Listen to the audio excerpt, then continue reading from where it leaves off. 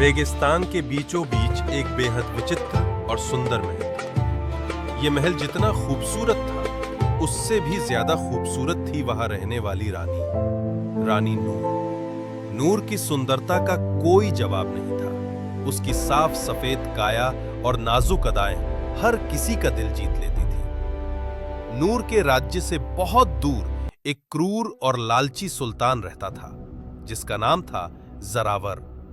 जरावर गुस्से में आग की तरह और लालच में समंदर की तरह गहरा था।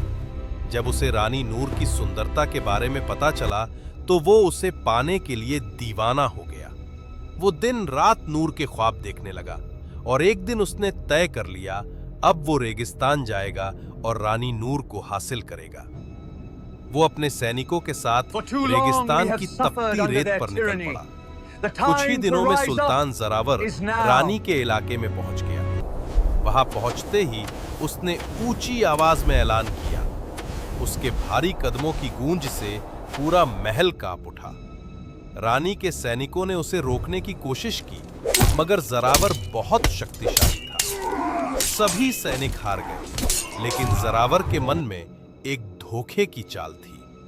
उसने खुद को कैदी बनाकर उनके हवाले कर दिया, ताकि वो महल के भीतर पहुंच सके। रात का सन्नाटा छा चुका था। अचानक उसे एहसास हुआ कि कमरे में कोई मौजूद है। वो घबराकर उठी, लेकिन कमरे में कोई दिखाई नहीं दिया। उसी वक्त जरावर धीरे धीरे रानी के कक्ष की ओर बढ़ रहा था। पूरे महल में सन्नाटा पसरा था, बस हवाओं की ठंडी सिसकियां गूंज रही थीं। वो धीरे धीरे दरवाजा खोलकर अंदर आया। कमरे में पूर्ण शांति थी, जैसे वहां कोई था ही नहीं।